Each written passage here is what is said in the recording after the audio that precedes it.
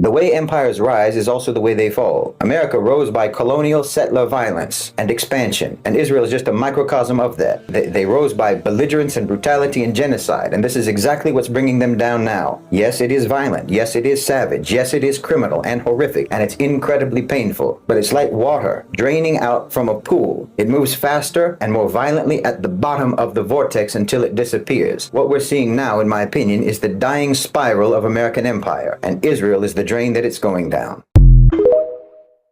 Look, the reality is this. If you are African American or any member of the global majority living in the United States, in my opinion, you need to completely abandon the idea that you're going to end racism in America. Not because racism is acceptable, it's contemptible, it's evil, it's a civilizational disease. But you need to abandon the idea because it is baked into the operating system of America. And you are wasting precious time, energy, and resources fighting in a battle that was designed to be unwinnable. I mean, think about it this way. If you lived in a region where tornadoes were a regular occurrence, would you spend your life trying to campaign to end tornadoes? Would you organize protests demanding that the atmosphere stop producing severe weather conditions? Right? Would you dedicate your existence to trying to convince the sky that tornadoes are morally wrong? No, you would accept that tornadoes are just a part of the climate of that region, and you'd build storm shelters. You'd develop early warning systems. You would construct your homes with reinforced foundations. You would create evacuation plans. You would prepare. That's practical. I know you'll be mad about that comparison because you'll say that racism isn't a natural disaster, right? Brother Shahid, racism is not a force of nature. I agree with you. But when a tornado comes and rips apart your house and your property and your family and your life, you're not worried about what caused it. You're worried about the fact of its impact. And you should do the same thing with regards to racism when it rips apart your life the same way. Because white supremacy in America is a permanent feature. It's a permanent feature of America. It's a permanent feature of Western society, of so-called Western civilization. It's as much a feature of that as just as much as tornadoes in Illinois, or blizzards in North Dakota, or earthquakes in California. You know, you can tread as lightly as you want in San Francisco, but that's not going to stop the tremors. They'll still come no matter how lightly you walk. Do you understand me? You're not going to eliminate racism in the West any more than you're going to eliminate rain in Seattle. It's not going to happen. It's a part of the weather system. It's a part of the weather system in America. It's a part of the environment. It is the climate of the West. So don't take my example of a tornado as me saying that racism is natural. No, it's unnatural. It's absolutely unnatural, but it's also structural. It's engineered, and it's maintained by foundational civilizational incentives. But you're supposed to believe in these all men are created equal platitudes that are just meant to substitute any actual practical equality in that society. That's why ending racism becomes the perfect moral treadmill. You run, you sweat, you suffer, you post, you march, you beg, you vote, you educate, you plead, on and on and on. And the machine of Western society, that machine just updates itself. They patch all the holes, they rebrand the language, they, hire a diversity officer and keep doing what they were built to do, what that system was built to do. And you don't understand how you've been on that treadmill, how you've got tens of thousands of steps in, right? How you've been on there for hours and hours and gotten nowhere. For years and years, for decades and decades, for centuries. And again, I know what the indoctrinated response is going to be. The program response is, if we just accept that racism is permanent, well, doesn't that constitute just giving up? Isn't that a hopeless position? No. No. What you are doing by trying to chase the end of racism is actually surrendering. You're surrendering your agency. You're surrendering your agency to people who have no intention whatsoever of ever treating you as equals. You're making your survival completely dependent upon your oppressors having a moral awakening. That's surrender. You're betting your children's future on the goodness of people who have given you no practical evidence whatsoever for centuries that they have any good in their hearts towards you except what you yourself project into their hearts, in your head. That's the hard truth. And waiting upon unfair, biased, bigoted people, a bigoted society, to have a moral awakening when they're not even asleep when they do what they do. No, they're wide awake. Their eyes are wide open when they do what they do. And you're waiting for them to have a moral awakening. They're not asleep. They know what they're doing. Waiting for them to have a collective change of heart. Well, that's not a strategy for liberation. That's a permanent psychological captivity that you are choosing to trap yourself in. Like I've been saying, you need to understand how morality actually works, practical morality, versus how America pretends that it works. In a real civilization, moral principles aren't just decorations. Moral principles are supposed to be, like I said before, it's the actual structure, the actual architecture of your society. It's the foundation, the walls, the roof. That's what protects you from the elements. That's what makes civilization possible in the first place. Your moral values. That's what makes it possible. They're not ornaments. Moral values aren't ornaments. You understand? It's supposed to be in your bones, not on your clothes, not just on your t-shirt. I've told you before, what America actually operates on is nothing but raw power dynamics, law of the jungle, the law of capability. If you can do it, you have the right to do it. That's how it works in America. If you have the power to take it, then it's yours. If you have the capability to inflict something, then you are entitled to inflict it. And if you're too weak to stop it, well, that's your problem. This is the system in the West. Your safety is your own responsibility. And the strong have no obligation whatsoever to restrain themselves from exploiting you. If they can exploit you, it's their right to do it. That's the actual operating system in America, in the West. And you need to know the way that your society actually functions, and not the lies that they tell you about how that society functions. Or you're not going to get anywhere. You're never going to get ahead that way. Just trudging away on that treadmill, like I said. And while you're doing that, while you're trudging on that treadmill, you're not building power, which is what you need. You're not creating alternatives, which is what you need. You're not developing functional independence, which is what you need. You're trapped in this cycle of appealing to power, then disappointment when you don't get it, then outrage, then more appeals, more disappointment, more outrage. It's an endless loop. That endless loop just keeps you psychologically dependent upon your oppressors while they continue doing exactly what they have always done. Do you understand me? With you sitting at some diversity workshop trying to convince people to give up their entitlement, to give up their privilege, because it's the right thing to do, you think that has any currency? I'm telling you, as long as you keep giving Uncle Sam the benefit of the doubt, you're giving Uncle Sam no doubt that he never has to change. The dollar's role as a reserve currency is being systematically, carefully dismantled by the people who put it together in the first place. The American military only has the power to destroy things, not to build things. And destruction without construction is just expansion failure. Look at Iraq, look at Afghanistan, look at Libya, look at Syria. In all of those places, America only destroyed and they built nothing and they gained nothing. China, the GCC, BRICS, Russia, these are the ones who have gained influence and who have gained leverage in those countries.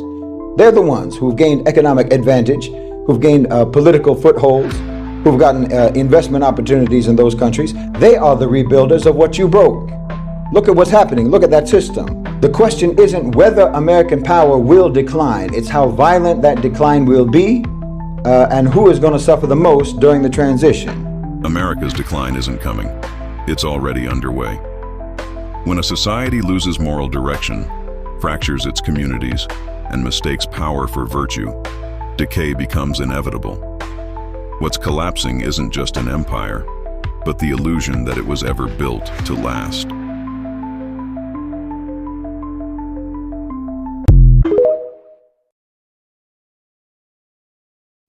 Oh, there's never going to be a revolution in the United States. There's never going to be a civil war. That's a fantasy that a lot of people have. It's never going to happen. How do I know? Just turn on the radio. Just turn on the television. Go watch the movies. Turn on Netflix. See, there's a chemistry to resistance, to revolution, and so on. Because look, what are we actually talking about with resistance? What is resistance? It's a reaction. A revolution is a reaction, and there's a chemistry to that. A chemistry that determines what the reaction will be. Whether the reaction will be combustion or reduction. You know, if it's going to be flammable or not, if it's going to be explosive or not, whether the reaction generates heat or cold or what have you. You know, in America, you may have some elements that would normally be explosive when they're mixed. But other elements are in that mixture that cause the opposite reaction. So you have those elements in America for revolution. You have the elements for civil war. But you have too many other elements that are there to ensure that the mixture remains stable. I mean, you have conditions in America that if those same conditions existed elsewhere, that society would erupt. But you're not going to have any eruption in America, except a controlled explosion, you know, like when the police find a bomb, discover a bomb, and detonate it themselves. That's the only kind of explosion that you're ever going to have in the United States at this point. And like I said, all you have to do is turn on the radio to know this. All you have to do is look at their popular media to know this. Because a people capable of revolution has to be a people capable first of imagination. They have to be creative people. In order to have a revolution, you have to have independent thought. You have to have independent thinkers. People who can't think for themselves are never going to revolt. You can't have mental homogeneity across the society where that homogeneity is overseen and imposed by the power structure, and ever expect for that society to rise up against the power structure. And nothing illustrates the absence of imagination, the absence of creativity, the absence of independent thought than your popular media. A society without real art is a society incapable of revolution. And your art is vapid, and it enforces vapidness. That's the relationship between art and society. It reflects and it affects. It expresses how you feel and it tells you how to feel. And you have become, in America, a people with no artistic language, no vocabulary. You're deprived of even what art is supposed to be for you. More and more of your words are being removed from your artistic lexicon with every passing day. Every day, your music gets more formulaic. Your films get more repetitive. Your literature gets more simplistic, to the point that an AI computer program can produce your songs, produce your scripts and your books.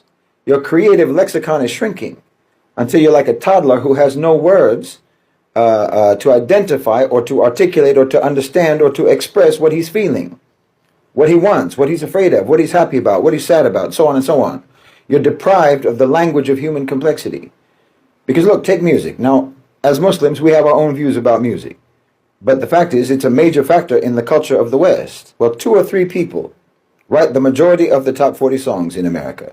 The same chord progressions, the same auto-tuned vocals, the same repetitive hooks get recycled over and over and over again. Pop music today is not meant to express anything authentic, anything real. It's meant to be an earworm, designed to be addictive, to be used in TikTok videos, to go viral. It's a product, not an art form. It's assembly line manufacturing for maximum profitization, churning out the same formulas musically that sold well in the past, manipulating predictable and shallow emotional responses through a calculated process. That's not art, that's business. And it's draining your society, it's disconnecting your society, it's dehumanizing your society, and it's programming your society. They're emptying the pockets of your imagination, the pockets of your creativity, of your authenticity, and they're leaving you with nothing but a few counterfeit coins, which you can use, you know, to buy slogans out of the company vending machine. And you'll have to suffice with that as your only form of expression, like buying a bag of empty calories, chips or something during your lunch break, and that's supposed to be your nutrition. Listening to this sort of ear candy is just like subsisting on a bag of chips from the snack machine. Your soul is malnourished. Your mind is malnourished. And look at your films. Every film today is a pastiche, a remake, a reboot, a reimagining of something that was made already decades ago in the past. No originality, no ideas, no exploration of the human condition. Movie studios are an assembly line, manufacturing spectacle without substance. And even the elements of the spectacle have been made before. They shouldn't even call them production studios. They should be called reproduction studios. And again, this reflects and it affects the society. Art is being weaponized, is being instrumentalized, utilized to hypnotize, sterilize, and neutralize the population. They're controlling your emotions. They're controlling your thoughts, your understanding, your perception, how you interact with the world. They don't want a single thought to be in your head that they didn't put there. You understand? They want your brain to be numb. They want your brain to be barren, frigid, incapable of producing anything itself. Entertainers in the West aren't providers of moments of happiness and relief for the masses. They are the equivalent of anesthetists for Joseph Mengele. They want to put you in an induced coma. You are just as incapable of revolution in America as a man who's in a coma is incapable of riding a motorcycle.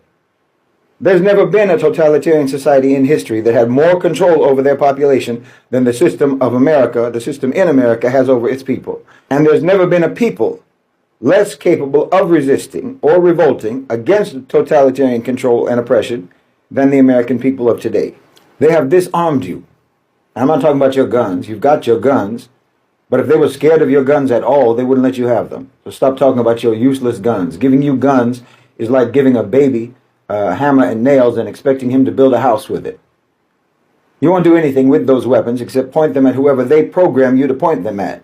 And if they thought for a second that you might actually point those guns in the right direction, well, they'd take them from you so fast it'd make your head spin.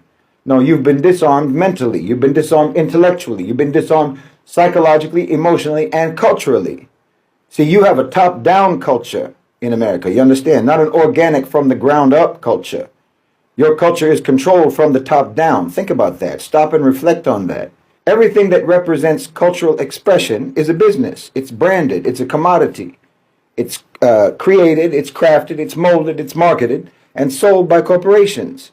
Your feudal lords, your aristocracy, your oligarchs, the shareholding class dictates to you what your culture is. The rich write your songs. The rich tell you stories in films and television. The rich publish your books. The rich design your fashions. The rich decide what the news will be, what will be reported and what won't be reported. The rich decide what your opinions will be. They even decide what dissent will be. You understand? Yes, even dissent is prepackaged for you. There's an official and accepted pro-position and an official and accepted anti-position. Every aspect of your culture is micromanaged by billionaires.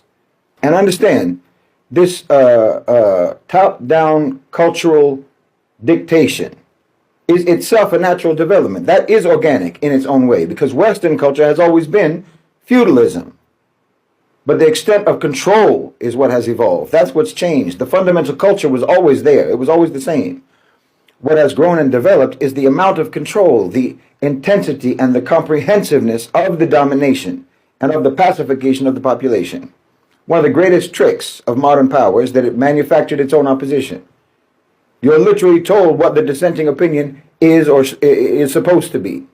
You're given two sides to choose from, but both sides ultimately serve the same system. That's why elections change nothing, why political debates are just theater, why every controversy is just another episode in an endless scripted spectacle. People believe that they're engaging in resistance, when in reality, they're simply playing their assigned roles in a pre-approved narrative.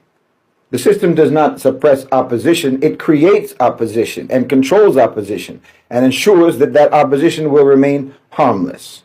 The range of acceptable thought in the society is narrow by design, obviously. You can question war, for example, but only within the given framework that's provided for you. You can critique capitalism, but only in ways that don't actually challenge corporate control, with an anti-capitalist t-shirt or something that you buy on brand. You can be outraged by corruption, but only if you focus on a few bad apples while leaving the structure intact. But if you step outside of the boundaries of this acceptable discourse, this discourse that is mandated by billionaires, you'll be ignored or you'll be maligned or you'll be dismissed or algorithmically exiled. Now I'm saying all of this because, people constantly ask, what are we supposed to do? What can we do? What do you suggest? What can we do about injustice? What can we do about corruption? What can we do about all the suffering and the violation of our rights and so forth? And every time the expectation is the same. They want some simple, immediate answer because that's their programming. They want some kind of an action that they can take right now. But this approach is fundamentally flawed because it treats only the symptoms rather than addressing the underlying disease. But the truth is, the crisis is not just one of injustice, it's a crisis of culture. The problem isn't simply oppression, it's a deeply entrenched control system that has shaped the entire psyche of society. Injustice, corruption, oppression, and what have you, they don't exist in a vacuum. They're manifestations of a broken cultural foundation.